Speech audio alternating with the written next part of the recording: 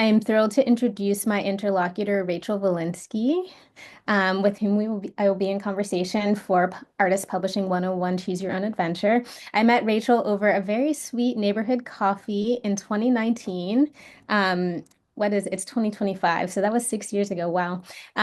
At the time, Rachel was an editor with the independent publisher Primary Information, which had just invited me to publish a book together. I also was sort of familiar with Rachel's work as co-founder and artistic director of the even cooler, no offense, nonprofit reading room, Wendy Subway.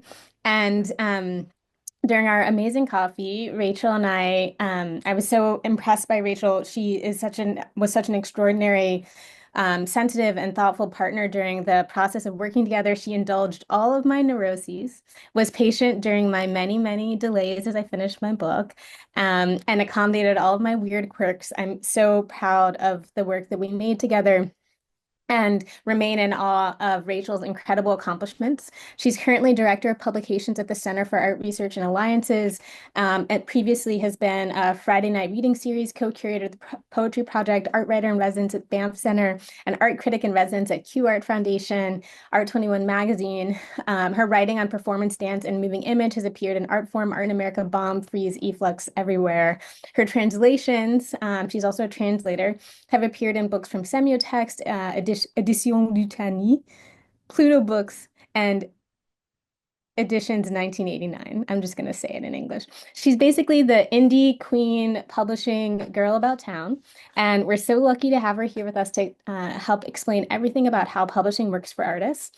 So today, Rachel and I are going to introduce you to the wild ride that is publishing as an artist through the lens of Candyland, the children's game. And please bear with me while I share my screen. Thank you, Rachel, and welcome. Thank you so much, Steffani. And thank you for having me today. And I'm excited to be in conversation with you as we navigate the sort of multi-stepped journey of making a book as an artist.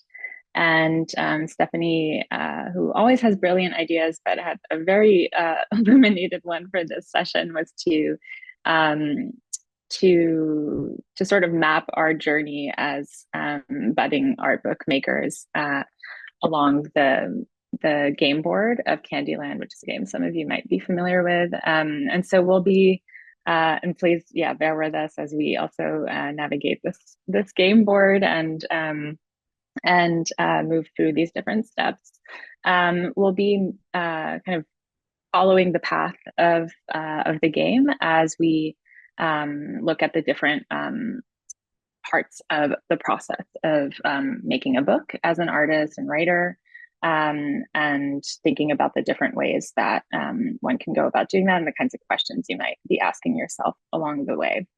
So we're at the starting point, and I guess we'll just jump it right in. We're at the starting point here. It's just Steffani and I moving through our little Candyland, and the first thing that we wanted to think about here is why this is a book. As an artist, you have many forms and media and platforms to express your work, and so we wanted to sort of start by thinking about why this should be a book in particular, not an artwork, a website, an exhibition, a talk, a lecture, a performance. You know, why is this a book, and why is that the form that's the most useful or generative frame for sharing your work, your research, your process, documenting a piece, or developing a specific project. And so a sort of cascading set of questions one might ask oneself at this stage is, what do you hope the book can offer as a form that other media platforms can't? To whom is this material going to be made available if it's published in book form versus another form? So how does the format, obviously, of the work determine your audience and how you reach your audience? How do you envision the physical form of the book? Is it a physical printed book? Is it a digital object? And how does one kind of encounter it as a user, as a reader, as someone navigating through your work in this form? and also just taking a step back, what does the book mean to you? How does the desire to make a book kind of fit within a larger ecosystem or conceptual framework for your work? Um, so once you've asked yourself these sets of questions and you're convinced that the book as a form is how you want to proceed, there are a few paths forward, but before you go down the long road of working with an editor, a publisher, a distributor, and all the various collaborators you might engage in publishing through more or less traditional routes, you can choose to bypass this process entirely by self-publishing, taking the rainbow trail. And so I wanted to just talk a little bit about self-publishing, which is, obviously a process that's available to all of us as makers. And the process of making a book can involve working with many different collaborators, following a timeline that might be out of your control, turning your work over, obviously, to editors, publishers, distributors, readers in forms that you might have less of a kind of handle on, being edited, right? Like having sort of interlocutors around your work who become collaborators that may or may not be kind of in line with how you're thinking about your project. Working with a designer, right, who has to sort of translate your work into visual form, marketing your book in ways that sometimes imposes forms of language and description on a project that might not be the way that you would define it. So you might choose not to participate in any of these steps by self-publishing. And when you self-publish, the whole kind of sort of apparatus of publishing becomes something that you can kind of determine. So the form of manufacturing, the editorial process, the design, the production of the book, the marketing of the book, the sales, right? All of that can be sort of in your control. And for us, for our purposes today, self-publishing includes avenues like printing the book yourself, right? Using DIY printing methods. That could be going to your local copy shop and printing out a run of, however many copies. This could mean using a risograph printer, for instance, or other advanced printing methods. If you have access to print studios, this might also mean making, a publication that has potentially, that uses different kinds of printing methods. But you might also use different services like print-on-demand services online, or contract production to an offset or digital printer yourself, right? So there are advantages and disadvantages of self-publishing, and we can kind of go through some of those as well. If you're self-publishing, you can publish without any of the kind of gatekeepers, naysayers, and book changers who might affect the shape of your work or its access, or accessing certain pathways for publishing. And again, you can control kind of all aspects of your project. Maybe you don't want to collaborate with designers and editors and publishers, or compromise on any of the decisions that you've made around how your work takes shape. You might also not want to participate in the kind of trickle down sales format, in which you might not receive many royalties or advances or income actually from your work.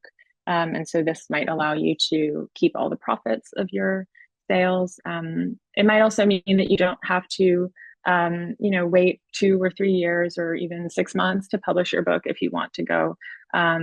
If you have something that needs to be made right now, you can do that without having to necessarily work within publishing timelines.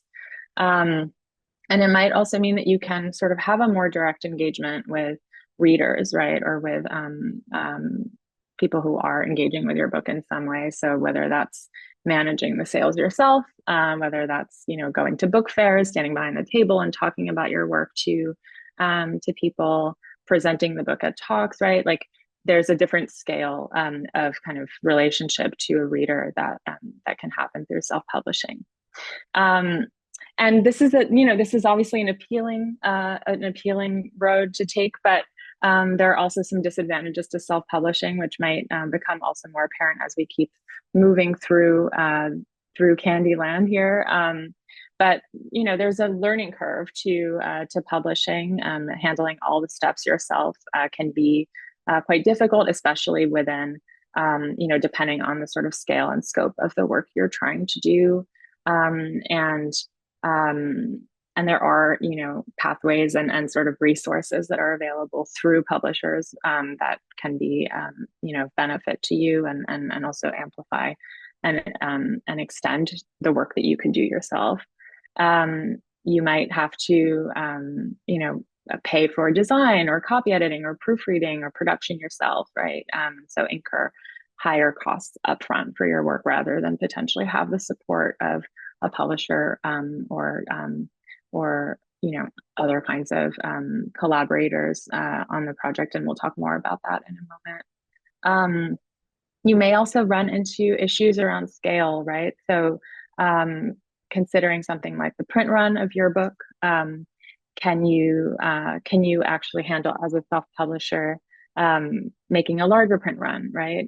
Or are you sort of limited to smaller print runs, maybe 100 copies or 50 copies, whatever is kind of available to you as you handle the production yourself. And then this sort of very unsexy labor of shipping and managing sales and storage for books that you might print and have delivered to you or have in your house or your studio. That takes up time and space, and managing, for instance, the kinds of orders to bookstores or libraries or just order fulfillment in general to readers can be a full-time job, and might also require certain knowledge of things like sales tax, which is changing all the time, shipping tariffs and customs, which is also changing all the time. So something else to think about. And then finally, audience building, right? If you're self-publishing, it might, the onus is really on you on some level to do distribution and promotion of your book to ensure that it does reach intended readers. So there are lots of advantages and disadvantages to self-publishing, and it's something that can really be an important question to ask after you've started to think about why you're working on a book, but also to really think about how to scale production and distribution to your project. And I think it's also how you think about things like marketing or things like distribution and production even at the start of a project rather than after you've finished making your book and you're ready to send it to a printer, can really inform the decisions you make along the way. Shall we move to our next? Right, Candy Heart. Steffani. Hi.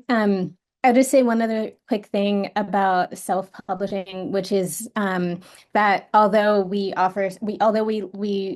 shared self-publishing as the rainbow trail as something that's entirely separate, actually there are so many different hybrid approaches to publishing that, for example, scholarly books and art books can be so expensive to produce that often we do think about, well, how can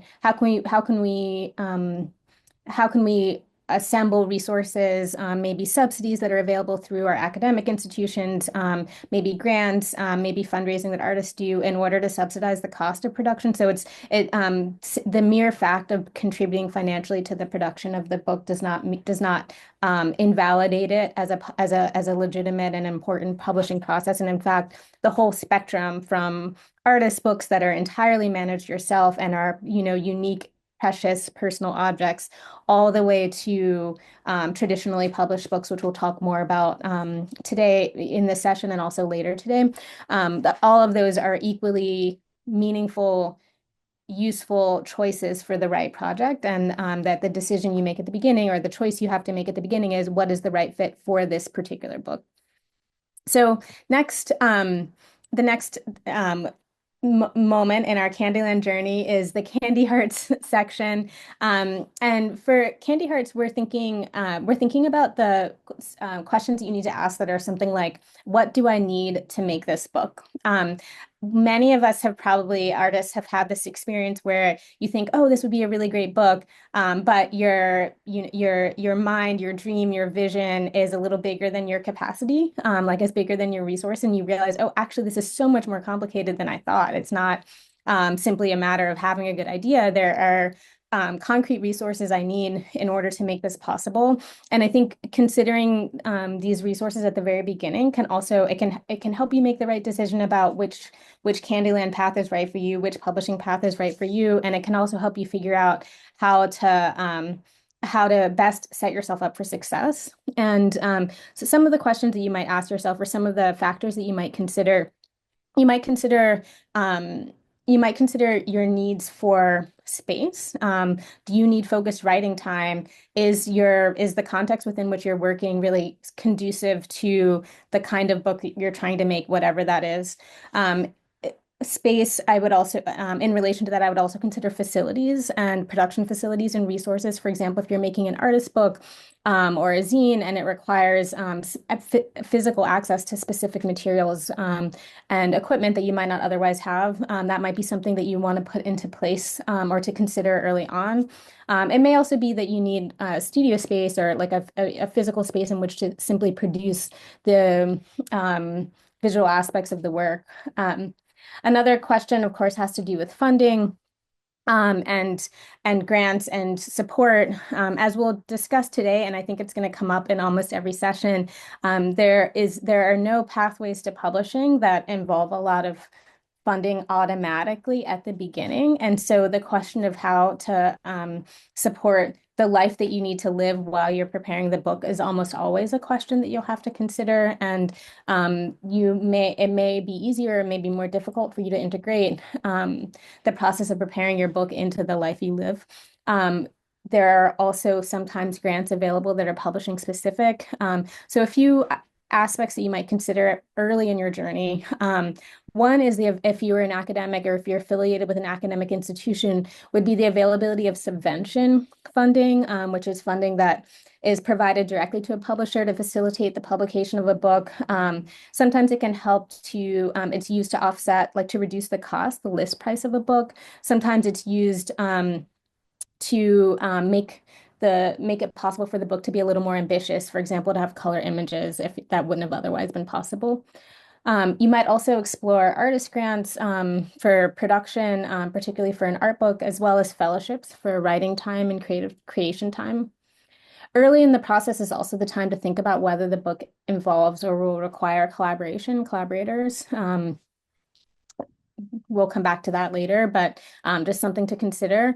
And then finally, I would just make another note about funding, that understanding your financial needs and thinking realistically about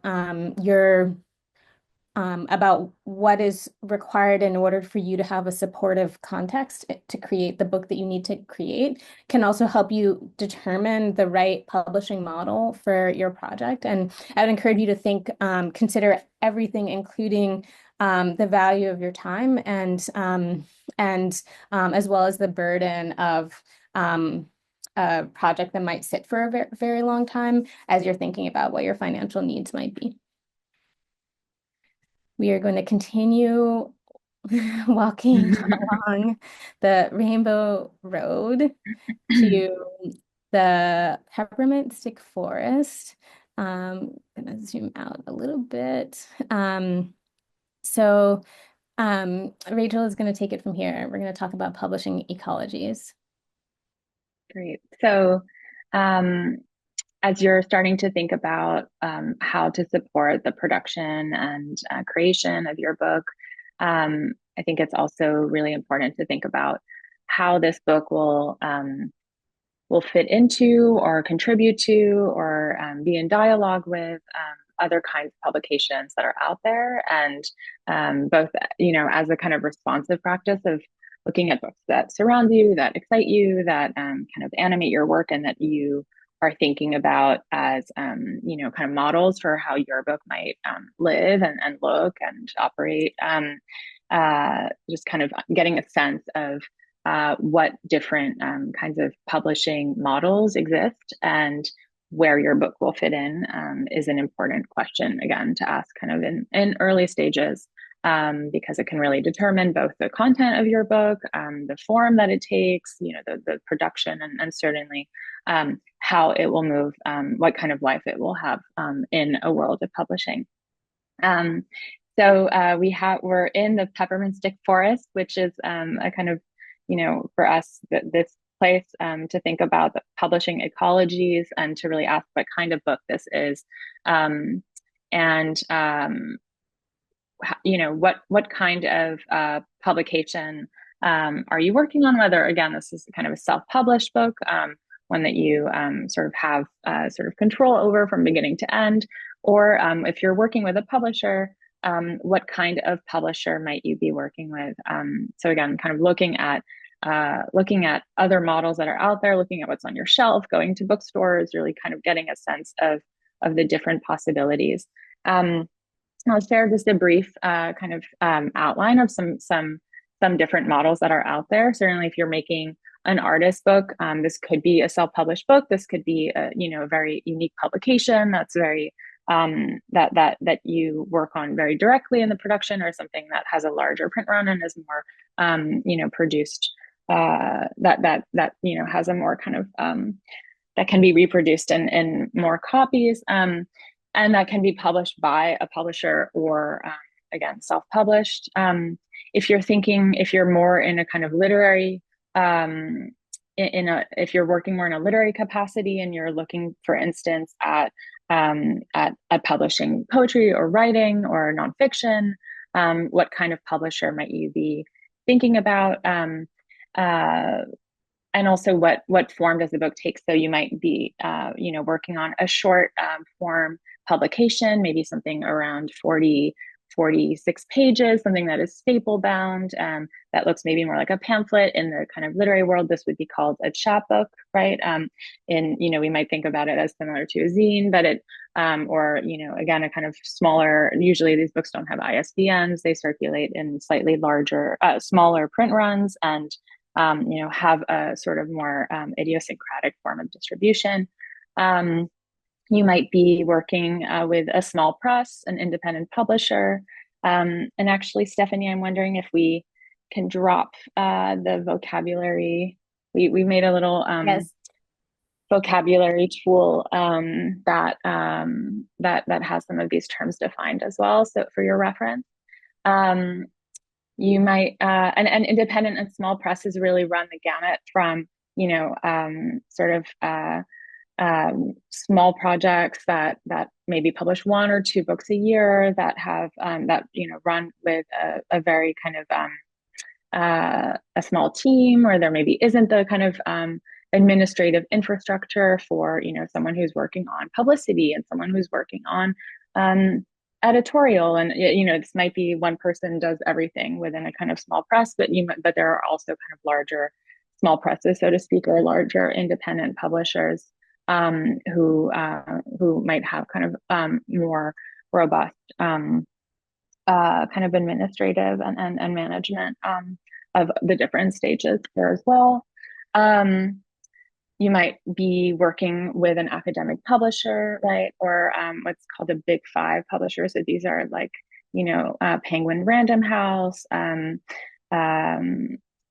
We have them all kind of listed on this on our document here as well for reference. But the sort of large publishers that are kind of major trade publishers, right? So Penguin Random House, HarperCollins, Macmillan, Simon Schuster, et cetera.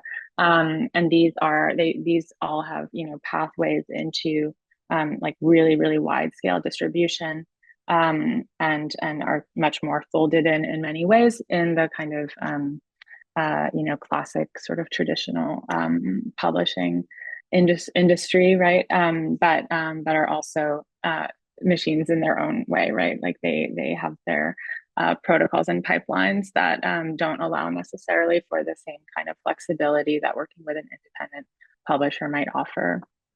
Um, Going back to our first question of why is this a book, you might actually start to work on a project and think, well, doesn't necessarily need to be a book. This could be a portfolio within a magazine, right? Or this could be an essay, a long form essay. This could actually take more of the form of a digital publication or a website.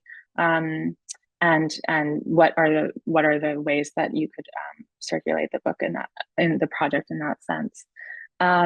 As an artist, you might also be, again, kind of thinking back to what Steffani was mentioning around the kinds of institutional or more kind of, exhibition specific, for instance, or project specific support you might receive.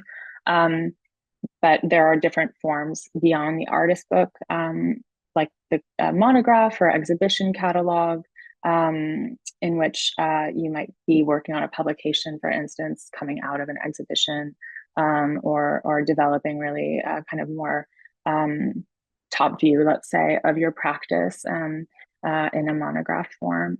And then again, this kind of, there's all of these models can also kind of bleed together. So you might be working on an exhibition and have support and the capacity within that kind of framework to work on a publication. And this could be an exhibition catalog, but you might also propose to work on a more project specific artist book or something that takes a kind of less of a sort of didactic or less of a kind of explanatory, expository form. And this could be, something that actually does also come out of an institutional collaboration. But you might also be working with an art book publisher, and we'll be hearing more about art book publishing specifically later after this session. And this could be something that you develop with a publisher in a kind of collaboratively or a self-funded model. Again, kind of going back to some of the different funding possibilities that Steffani was outlining.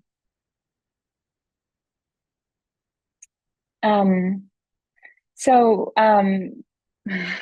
we continue on our way, and now we are at the gingerbread plum tree, and our artist is really beside themselves trying to think through both what kind of book to make, but also how to start to reach out to potential collaborators. And again, there's so many ways in which this could happen. You might actually already be in collaboration and sort of thought partnership with a possible publisher, or have received a commission to make a book. And so the question of why a book, might happen at a different stage, or in different ways. But now you might, you're kind of at a point of having to really think, okay, I want to make a book. I sort of have a sense of what kind of book it could be. I know sort of what resources I might need to be able to produce it, whether that's time or space or facilities or funding. And I kind of know what world I want it to exist in. This is a good moment for what we've called writing a book brief. So this really is a kind of proposal. And I think whether this is something that you're using for grant applications or residency applications or outreach to a publisher, it can be, sort of developing this language feels important also for a kind of self-clarifying process. So how do you sort of package and describe your book in a way that makes your project communicable both to you, to others, and sort of gives it shape? And so I'm sure most people in this room have had to write some kind of project proposal or application in the past, but this can be, I think, a very, again, kind of streamlined document, but also one that sort of helps to point to, the reflection that you've done around how this project or how your work will live in book form. So this could be, a very simple, brief description of your project, um, any contributors or collaborators who are already kind of being considered or committed to the project. So, for instance, if you are making a book that has, new text commissions or reprints of other existing writing, or where you're inviting other artists to be in dialogue with you or to, publish some of their work. This kind of contributor list can be really helpful to also give a sense of the scope of the sort of social world within the book.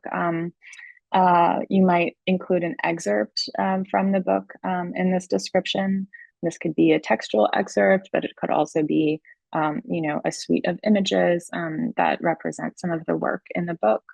And then I think there's a kind of larger what are the sort of stakes of this publication, which for an academic publication might be quite different, obviously, than an artist book you are making to share part of your work, or to as the primary form of a project. Um, and and I think this sort of happens in both ways, from two directions. One is sort of looking out again to the types of publications that are out there and thinking about both identifying similar or comparable books, or books that are sort of in the family of or in the world of what you're hoping to make, whether that's at the level of content or of genre or style or design. Or the kinds of interventions that those books might be making within artist book history or contemporary practice. And then within that sort of, I guess in sort of academic research, that would be like your lit review, right? But here, this is also a way again to point to what you have sort of identified as the kind of ecology in which this publication will live. And then within that, to identify what is unique to your book. And this is always a difficult question. We're often being asked to say what our unique contributions to a field or to a discourse or to a question might be. And maybe that's not such a relevant question always, but what is it that sort of drives your work? What is the motivation for the publication? What feels unique and important to the project in this form? I will say also that that as artists and designers and writers, we are kind of always working with the formats we have available to us, and also for proposals and some and I think obviously designers and artists have more skills around designing a layout, or sharing a more visual proposal of what the book might look like. Um, and one sort of flag that I would raise as someone who often receives, is reviewing manuscripts, for instance, for open calls and things like that, is that when you're proposing a publication or a project to a publisher, and that publisher has, their own kind of way of thinking about design, they might have their own process, they might have in-house designers, they might have, a specific format that books in a series take. And so I think it's always a kind of tightrope to walk around how much of your book do you already lay out, if you have, kind of developed a layout or design for it, and how much of it do you kind of leave open to what that collaboration will change and generate for the project. And I know that it can be difficult, for me at least, when looking at fully designed PDFs of manuscripts that I might be considering for publication, to think, how can I imagine this book, which is already so visualized, within the kind of idiom of our publication series, for instance. And so kind of keeping open the possibility of, these are some ways that I'm thinking about how this book might take form, but not necessarily over determining or sort of foreclosing what the collaboration with a publisher might generate that is new. I think that's maybe all I'll say here.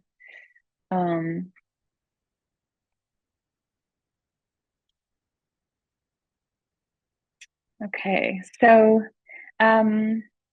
we are now at the Gumdrop Mountains, which which we've sort of identified as potential collaborators and roles of the many people involved in publishing, which is, even if you're self-publishing, you will most likely have to be working with some, other people to collaborate on the project.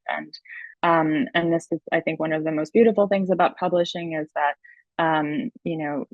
beyond the kind of possibility for highlighting your work as an individual, as an artist, as a maker, it's a deeply collaborative process, and one that really benefits from the very enriching conversations that happen at every stage with all of the different inputs that come from editorial, from design, from from the printer, from distribution, from readers, and so forth. So we've tried to also, again, kind of outline some of the different collaborators you might engage with. And just going back to our book brief, this is a document that you might be pitching directly to a publisher or sharing directly with a publisher.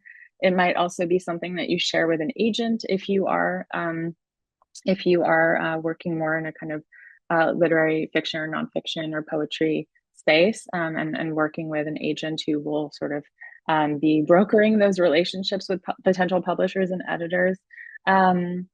But there are many people involved along the way, and so I'll start with the editor, because I think if you get past if you work with an agent, you're maybe doing editorial work on the book before it goes to an editor who works with a publishing house. So, but most of us don't have agents, and so a lot of that kind of initial engagement with a reader who is kind of deeply thinking about how the project might take form, what it needs to sort of arrive at a place of readiness for publication will happen really with an editor.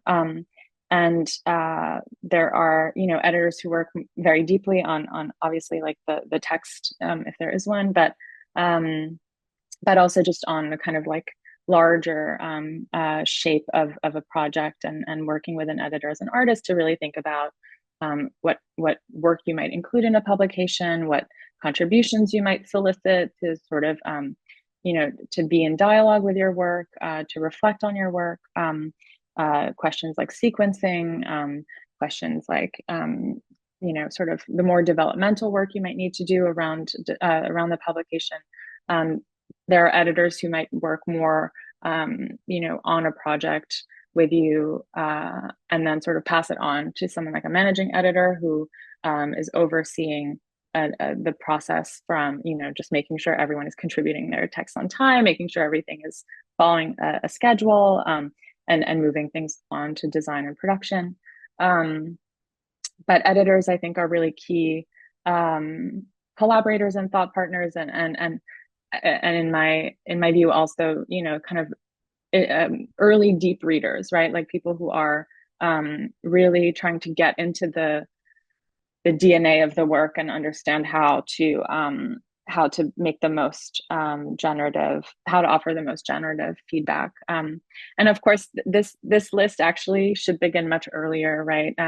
Because you have a community of artists and peers and writers and people you're in dialogue with, who are already doing that work of potentially of offering feedback, and supporting a process, your ongoing process and practice. But the editor might have a very distinct start point within the sort of realization of the work. You might work with translators, right, on a publication, whether that's for the content of the book itself, or at a later date if the book is being translated into another language. You might work with copy editors and proofreaders at a stage where any text in the book is done, and it needs to move on to editors who are doing more potentially line edits, or making sure that formatting across the book is consistent, and then proofreading text usually in layout to make sure that it's ready for print. And then there are all kinds of other people you might engage with, rights and permissions holders, especially if you're, reproducing any work that is under copyright, like images or poems or previously published text. Um, and I would say that's all kind of in the world of editorial and sort of permissions, and then you might move on to design, and to the suite of people who also work on sort of pre-production. So that might be photo retouchers, that might be color separators, all kinds of people who are making sure that the quality of images and of is really sort of keyed to the printing parameters, and that you're maximizing the quality of reproduction. And then quickly, some other folks who might obviously pick up once the book is printed. Your distributor, if your publisher works with a distributor, if you're self-publishing and have an agreement with a distributor. Distributors are organizations and companies that really centralize orders from retail spaces, from book buyers, libraries, so that all of those people don't have to be individually reaching out to all of the publishers to get books from them, individually, but rather can order from a catalog of the distributor. And a publicist or someone who works in marketing who will help sort of package again the book towards the greatest, the most kind of attuned ways of advertising the book that are really sort of key to what the book is trying to do, but also help the book find readers, press, and other forms of engagement.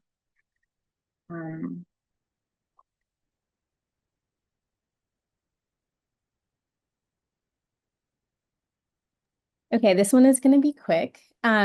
So once you found a home for your project, the next step is to actually make it. And a few considerations when you're working on the work, when you're actually doing the work of the work. Of course, drafting and creating the work is often more challenging than one might expect, and we have to make time to do that. Sometimes. Actually, in one of our sessions tomorrow, we're going to talk more about resources that we think are helpful during the drafting stage and during the kind of creation stage. While when you're kind of in the midst of your work, you'll be exchanging your manuscript and receiving editorial feedback that might it might come from peers. If you're in a writing group or your first readers, maybe you have trusted readers who are part of your project. If you are working with an agent, then as Rachel mentioned, the agent might provide kind of initial editorial support, developmental support, even before the book goes to the next stage, and might continue to be an important reader and interlocutor as you're developing the work.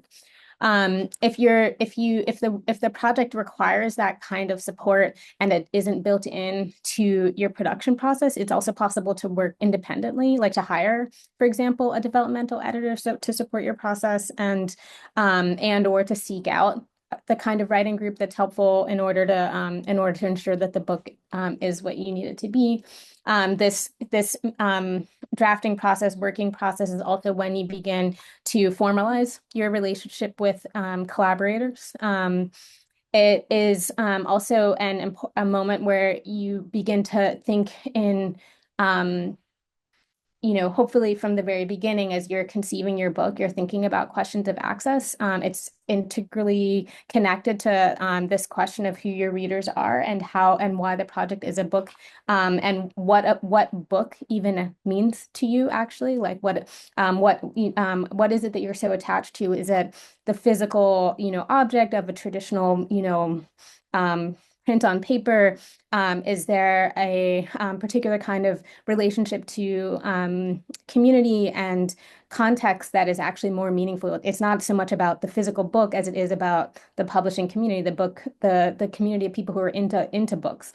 You might think at this stage you're really thinking about as you're thinking about access considerations, you're thinking about whether the book will be published digitally, which is sometimes negotiated separately, like as a separate part of your contract. You might consider there might be design considerations that are access related also. And may also even affect editorial decisions for your book, typesetting decisions, punctuation, fonts, everything that is connected to how your book is experienced and understood. So I'm using this really broadly just to consider how is it that our whatever this thing is that I'm making is going to reach its community, its readers, its audience, and how are the decisions, how is the kind of drafting work, the creation work begin to be shaped by kind of circularly shaped by our consideration of audience, our consideration of readers, and the encounter with this future book. Okay, we're gonna keep moving right along. That was the cherry pitfall, even though it's not a real pitfall, but it's like a little bit of a scare. The process of making can be a little bit of a scary moment. And we're gonna keep going to the crooked old peanut brittle house, which is the what we've used to describe the process. Oh wait, did I skip something? I don't think so. No. Okay. So next we have the crooked old peanut brittle house. And okay, so I just talked a little bit about that. Sorry, it's more that I'm not doing a good job managing having notes and sharing my screen at the same time. Um, of course, there's always the possibility of surprises. There's always the possibility of confusion, misalignment. Maybe it turns out that your relationship, maybe it turns out that what your editor has in mind for the appearance of the book or the cover of the book or the design of the book or editorial decisions that become that are integrated into the book become not quite what you had envisioned, and you have to make hard choices about your intentions and how they can interact with all of the many collaborators that are involved in the book production. And I'm going to jump forward to our Lollipop Woods, um, which is the a moment where we've maybe turned in our manuscript and are beginning to think more concretely about audience and the next steps for our book. Yeah. So this can kind of be an incubation period. It feels maybe like next phase after you've done sort of like most of the development of the work, or it's turned in. And I would say that the way that you might think about anticipating audience from depending on what kind of book you're publishing will be very different. So if you are publishing with, maybe a larger publisher or a publisher that has a very specific publication calendar, for instance, there might be different kinds of needs around things like publicity, setting goals around, the timeline for, say, when the book is released and how early before that the book arrives, and all the kind of publicity that might happen in between. So this is really a moment to be thinking about, now that we've made our book, like, how does it move into the world? What kind of audiences will it mobilize?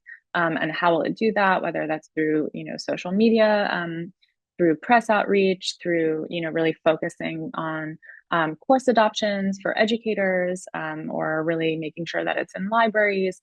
All of this kind of publicity and distribution apparatus is something that I think becomes really important at this stage.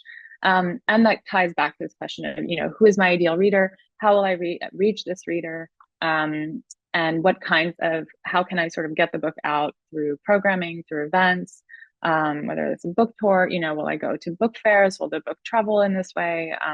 So all the kind of work of community building that has potentially already gone into the book, now sort of comes out as you think about getting it out into the world. And just maybe very quickly, I'll just tack on, our ice cream floats are this kind of community building moment. Again, book fairs, readings, talks, launch events would be sort of one sort of more programmatic way to think about how to build an audience around the book.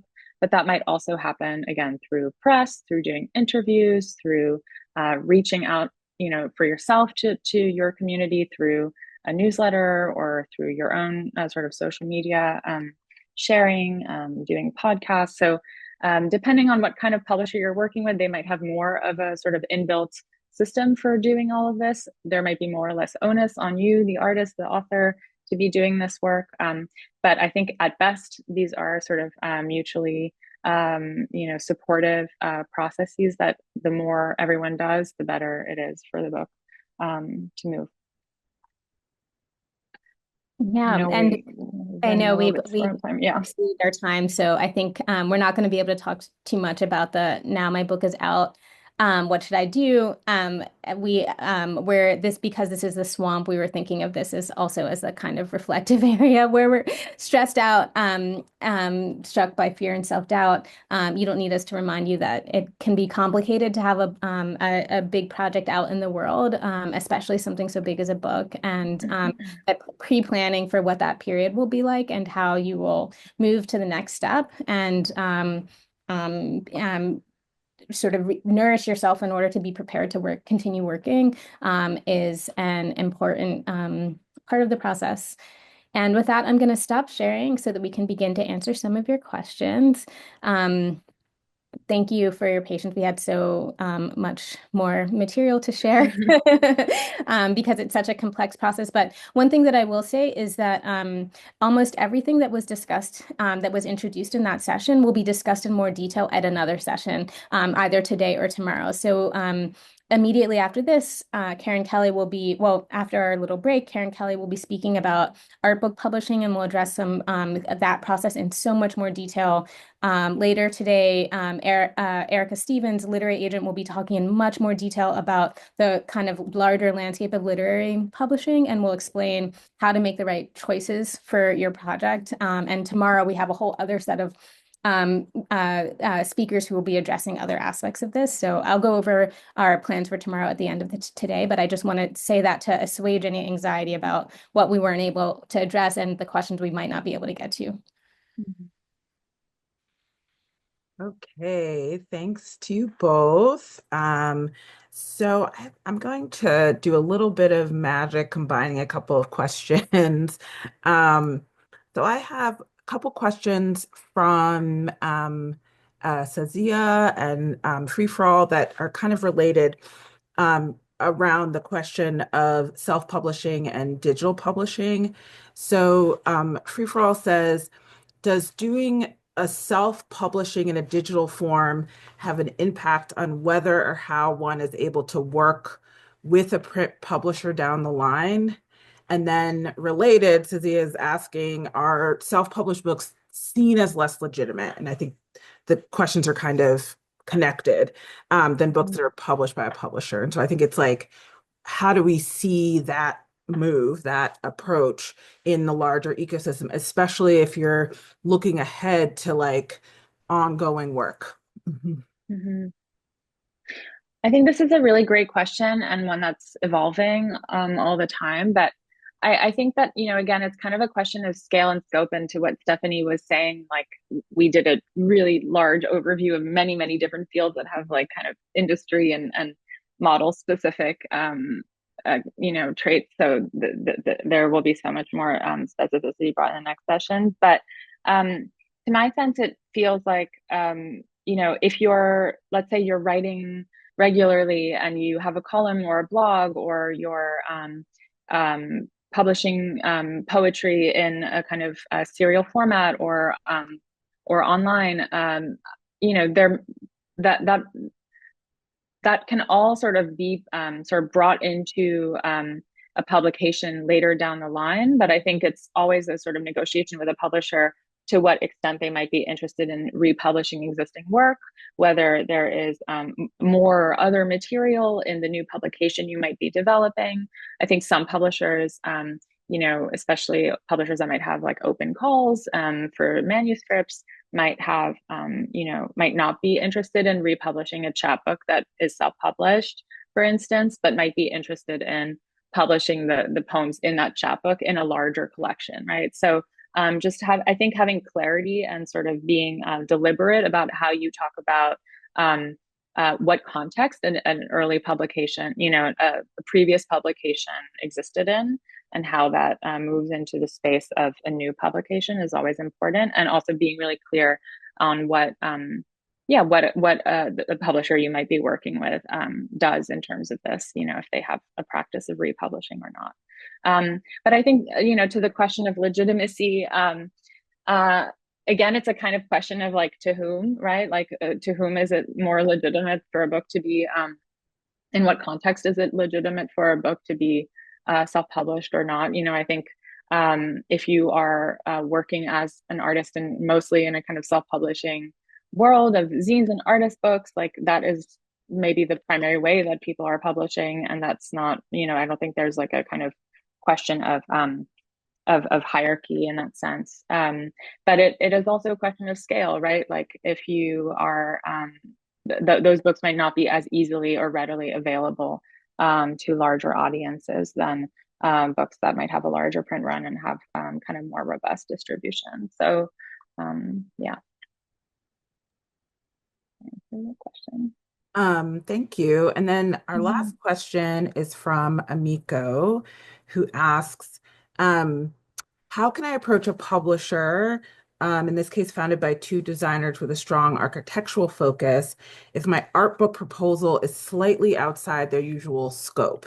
So I think that's like the broad question. It's sort of, and then Amiko goes on to elaborate. I typically build relationships slowly and organically, but would it be better to contact them directly with proposed budget and see that they've considered working as in-house designers instead? I think the answer to your question is in your question, which is, understanding what the scope and sort of practice of that publishing house is and what is typically within their scope and what's not, and having a kind of being able to articulate,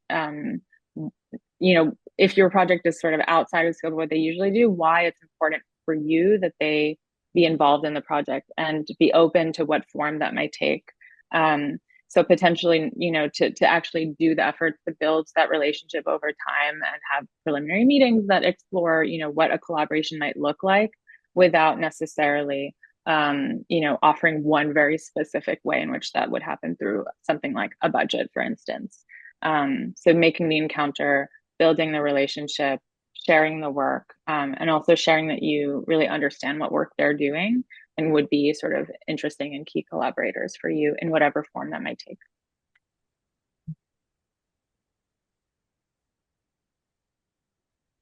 There's so many great questions in the chat, and I'm sure that they will all be answered and addressed elaborately in the next sessions. Sorry, I'm like furiously trying to write in the chat, and I will continue to respond as much as to the degree that I can. We are going to take a bio break for the next 30 minutes, and I encourage everyone to get up and stretch and or take a walk around the block or whatever you need to do to take care of your physical self. We will return at 3:30 with an incredible session featuring Karen Kelly, editor at Dancing Foxes Press. Karen Kelly is an editor and publisher who will speak specifically to art book publishing, and hopefully some of the questions. Karen has been here for a portion of this session, so hopefully some of the questions that have emerged that are art book related that have emerged during this session, Karen will be able to address in her next session. Thank you so much for joining us, and we'll see you in a half an hour. And I will be here in the chat responding.